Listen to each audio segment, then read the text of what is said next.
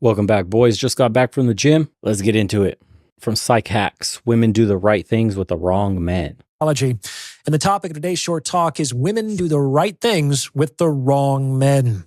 So I've already done this episode from the men's perspective. Today, I'll be discussing this phenomenon from the women's perspective because, boy, oh boy, do women do the right things with the wrong men. Make sure that you listen to the very end, okay? To illustrate what I mean by this, let me share an anecdote from my personal life. Many years ago, the woman I was dating had a girlfriend come into town, and the three of us went out to dinner together. And over the course of this meal, it became apparent that this woman didn't yet have a place to stay for the night. The woman I was seeing invited her to stay with her, but this woman's solution was to text a guy she had gone out with a few months ago. The plan was to meet him out for a drink, go back to his place, spend the night with him, and then get on with whatever it was that she came into town to do. Now, the guy doesn't know this yet. This is just the woman's plan for the evening. When we expressed our concern, she tried to reassure us by saying, "Oh, it's fine. I don't really like this guy. So it's okay if I just use him for the night." And I remember turning to the woman I was with and asking her if she might try liking me a little less. So this was a joke, but like all good jokes, there was some truth to it. Ladies. So I'll translate that for you. She was coming into town, found a dude that she was going to sleep with just to get a place to stay for the night so she doesn't have to pay for a hotel. This absolutely does happen. This guy was not probably, sometimes it's just a completely random dude, but chicks, if they used to live in the area, they have like a little rotation, a little orbiter pool of dudes that will literally pick up the phone and she'll say, "Hey, I'm in town for a night or two. What are you doing?" And they've already planned to sleep with you. They already planned all of this in their head prior to even leaving, just so they can save a little money. They'll give the guys that they don't see anything long-term with, sex, attention, everything that guy would ever want if he was to take this woman seriously. But the guy she likes has to go through hoops. How crazy is that that's the inverse? I have had this happen to me when girls would leave town, maybe for school or whatever it was, and I would stay in the same town, and every once in a while they hit me up. "Hey, how have you been? Haven't talked to you in a long time. I'm in town for a few days visiting family, doing this, whatever, visiting friends, hanging out, blah, blah, blah, blah, blah," is basically their way into Weasel sleeping over at my place for a few days. We're doing everything and anything you want.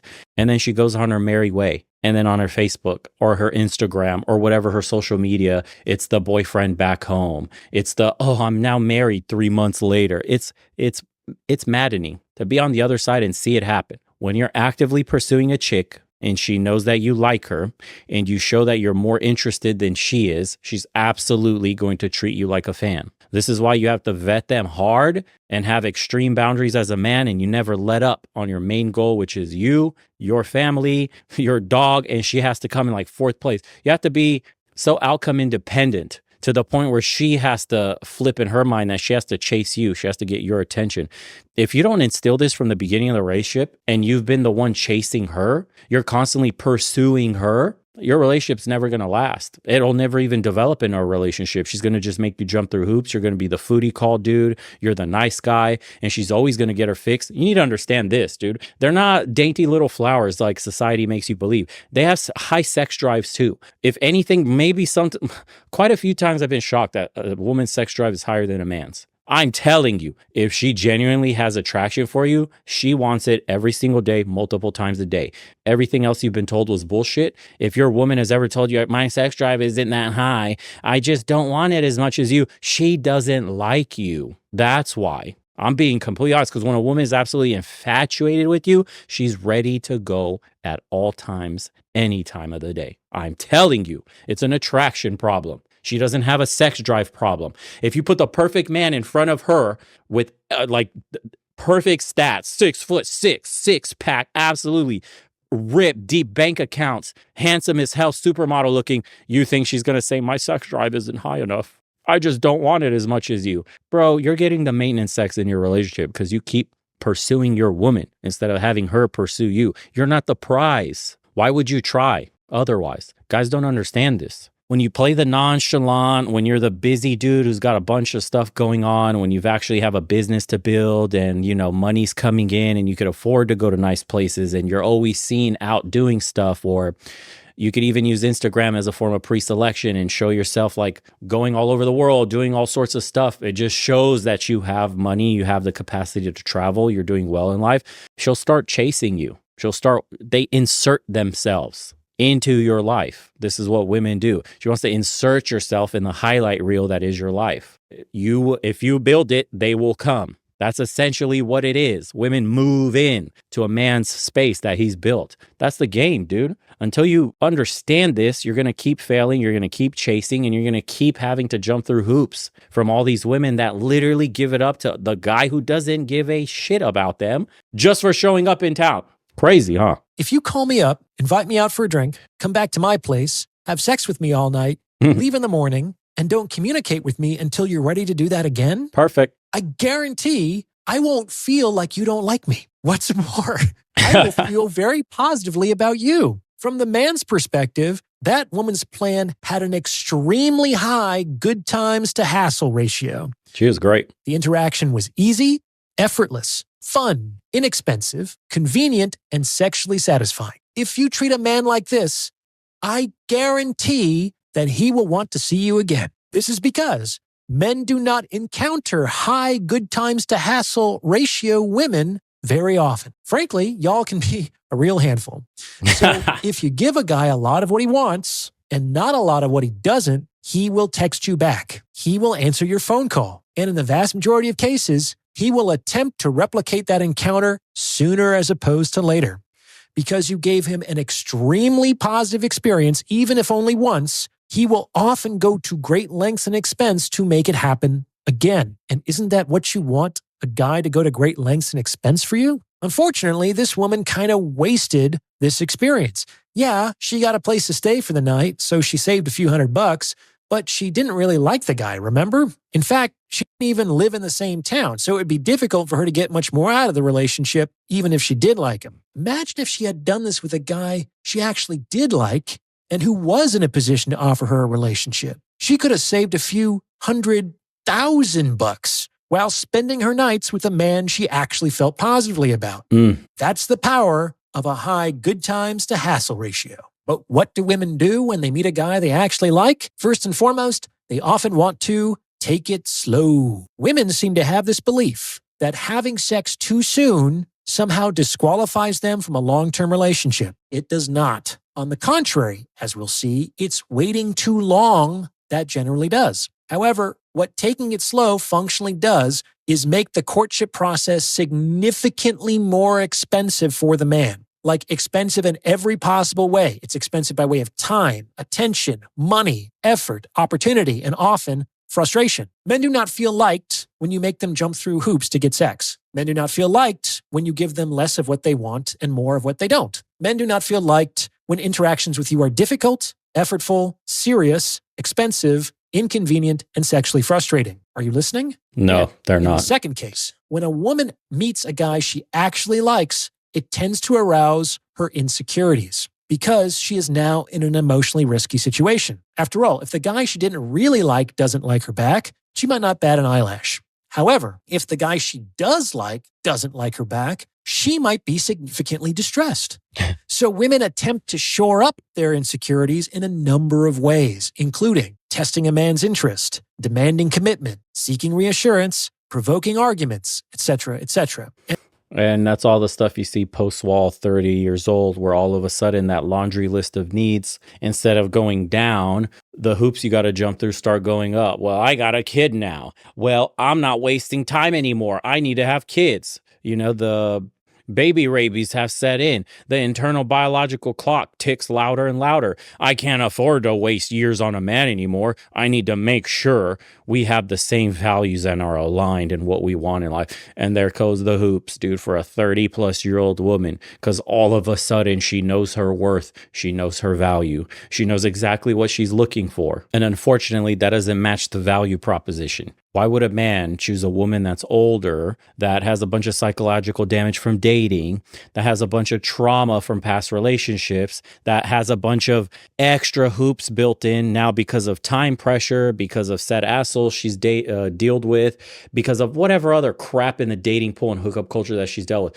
Why deal with all that as a man that obviously she demands that he has his life, sorted out, his business, he's making good money, he's mature, he's experienced, he's cultured, he's this, that, and the other, right? They have a list of demands of a man, but they don't think, why would that guy that I'm looking for, that I want, pick me out of a crowd of other women that are 5 years, 6 years, 7 years, 10 years younger than me, has no kids, no baggage, wants to be a homemaker, doesn't care about a career, is actually fit, not overweight, not obese, not disgusting, actually is disciplined, goes to the gym, works out, maybe has some interesting hobbies that she maybe likes to read, does something, loves cooking, is a neat freak, has a clean plate. I mean, why would a man with all the things you're looking for choose you? And that's what, as a woman, you need to ask yourself this, because if you take the whole, I don't cook, I don't clean, let me tell you, I got this ring, even that stupid ass is now saying like, I don't believe this 50-50 stuff is crazy. You know, the my money's my money, his money's my money. Like even she came out, Cardi B, in a video saying that she doesn't believe in all that stuff. And that is a controversial opinion, that a woman needs to bring more to a relationship. I mean, you got bamboozled by social media, by the culture of music and all this stuff, selling you degeneracy. And now you bought into this, an even more degenerate form of like Sex in the City, empowered boss babe utopia you were all looking for. And now you're in shambles. You're getting passed around by the top percentile men that you all want. You're all unhappy. You're all getting older. Your job sucks. You hate your pay. You still work for a man. IRS is still taking a lot of your check. And now you're struggling to afford even having a house or renting a freaking apartment, affording groceries, the bare minimum to be an adult. You're struggling just like every other man is struggling. And on top of that, you have an urge to have a family. And you know you can't because the clock is ticking. And now you're forced to choose. Double down on your career and probably never have a family at all. Try to have a kid as a single mother. That's dysfunctional as hell. Where are the good men at? Can't find one because they already got the young 21-year-old that had the mentality that you should have had at 21. Game's not easy, dude. I don't make the rules. I just see what's happening. But, you know, it's misogyny to talk about it. And all of this behavior significantly increases the hassle associated with dealing with these women, especially since the man she doesn't like and who doesn't therefore arouse her insecurities doesn't have to deal with any of this shit. Nailed it. Now, before I go any further, if you're liking what you're hearing, please consider sending this episode to someone who might benefit from its message, because it's word of mouth referrals like this that really help to make the channel grow. You can also tip me in proportion to the value you feel you've derived from this episode, either through the YouTube thanks button or through the donation button on my website. I will also soon be starting a weekly newsletter, so if you want to opt in, you can do so on my website. Okay. Let's get back to it. Between taking it slow and all of the annoying things that they're subject to doing when they're feeling insecure, women significantly decrease the good times to hassle ratio with the men they actually like. This is experienced as punitive by men who will not consequently make an effort to get you or keep you in their lives. Ladies, if you like a man, then reward him with fun times and good sex, and then leave him alone. Leave him alone. I guarantee that men do not forget these women. You will hear from these men again. Maybe not quite as soon as you'd like, but you will. Trust me. It's like, I still remember that corner in Brooklyn where I found $80 20 years ago. I will probably never forget that place for as long as I live. And I definitely walked by that place more than once to see if I might find something else there. In any case, ladies, if you want to nab a big fish, you have to ensure that the hook is firmly in place before you start reeling it in. And this is how you set the hook. Fun times, good sex, leave them alone. So this is what I mean when I say that women do the right things with the wrong men. They have good times that don't really count with the men they don't really want relationships with, and they hold out and act nutty with the men they do want to have relationships with. I'm telling you, if that guy has any optionality whatsoever, and he probably does if he's a high-value man, he's not going to wait around just to pay more for less. Now, the rebuttal I usually hear from women when I talk like this is something like, that's not true, Orion. It's not true. If a man really liked me, he'd be willing to wait. So if he's not willing to wait, that must mean that he doesn't really like me. He probably just wanted to use me for sex. So this strategy helps me weed out the fuckboys. After all, I don't want to just be used for sex. All right, let me respond to this. Leaving aside the fact that women often intentionally allow themselves to be used for sex. Remember, the woman in my anecdote allowed herself to be used for sex in order to have a place to stay for the night. The problem with this rebuttal is that it's too inclusive. Like, as a discrimination strategy, it will produce far too many positive outcomes. Like, yes, if you make a fuckboy wait, he won't stick around. Correct. This is because waiting makes the same sexual opportunity increasingly more expensive, all other things being equal. And a fuckboy is trying to transact a sexual opportunity as cheaply as possible. However, not every man who won't wait around is a fuckboy, okay? Let me explain. Let's imagine that you have an all-time favorite restaurant. Food is phenomenal. Ambiance is exquisite. The service is exceptional. Like, everything about this place is wonderful. You love everything. But let's also imagine that you live 2 hours away and that word has gotten out about how great this place is, so it's extremely difficult to get a reservation. And in order to even make a reservation, you first need to join some kind of diners club that requires a steep initiation fee and an interview process. How would how often you eat there be an accurate reflection of how you feel about the place? Probably not. You love this restaurant. The problem is that there are all of these obstacles in the way of you going there more frequently. If you were to confess this to the manager and he were to say, well, if this really was your all-time favorite restaurant, you wouldn't have an issue driving 2 hours to eat dinner, and you would make it a priority to secure a reservation, because that's what people do when they love things. They go above and beyond. They make an effort.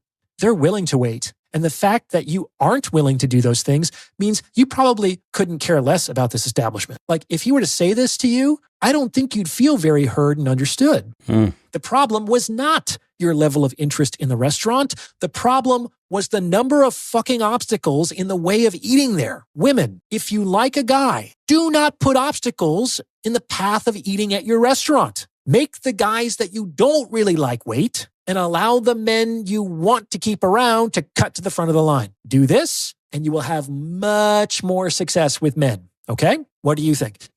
Yeah, anecdotally, just myself or, friends that I've had, and we've had conversations, how relationships started, the longest lasting one, sex was always pretty damn quick. I don't know of any relationships that the girl made the guy wait like 30 days or something like that, where they were taking it slow. And that just is a form of disinterest for me. Like, if a woman really likes you, she wants to sleep with you, and she'll do it very quickly.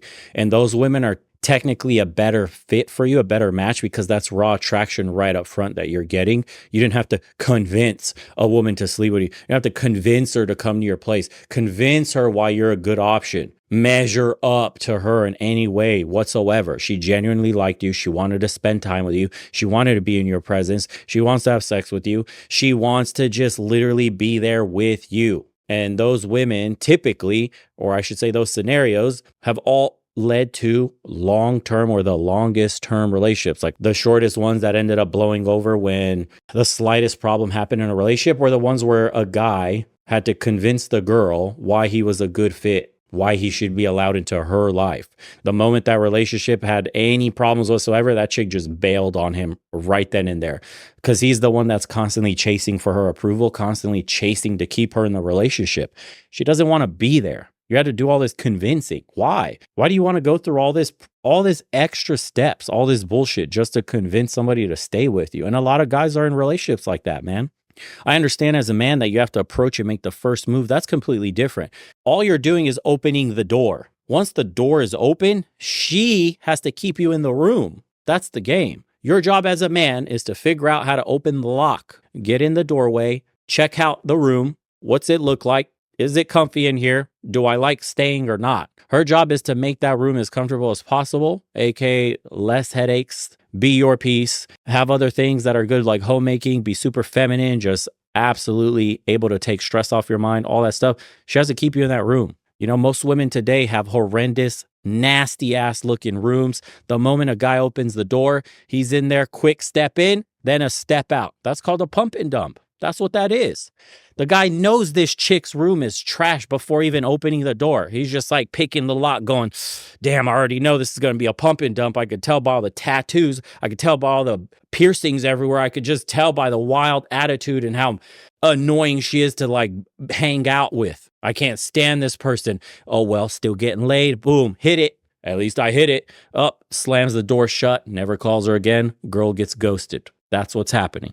Ladies, you got to give a man a reason to stick around. A lot of you are just literally making it hard to open the door, but there's nothing of value behind that. Once the door is open, the room is garbage. Don't want to stay there. There's plenty of other rooms down the hallway that are all offering the same thing. Some locks are easier to pick. Other doors are open. You know, that's just how you have to think of it. His analogy is also amazing. And, you know, unfortunately, it just falls on deaf ears, dude. The next music video will come out where they tell them that they're boss babes, men are useless, strong, independent queen, don't give up your job, can't depend on man, blah, blah, blah, blah, blah. Go to in vitro route, sis. Go spend $100K. Yeah, go make yourself miserable. Hang out with cats, boxed wines, yada, yada, yada. We'll be investing in those stocks, making millies. It is what it is. Get your passport, get out of here. There are far better options overseas. If you haven't already, join us on the private community. Got it linked right here at the bottom banner, school.com/Legion of Men. Join us for some private chats. We have one coming up today in a few hours. And congratulations to Cedric for being first in our Steps Challenge for the month. I'll put that up. He's our March leaderboard champion. Peep these numbers right here. 600,000+ steps. We're aiming for 1 million+.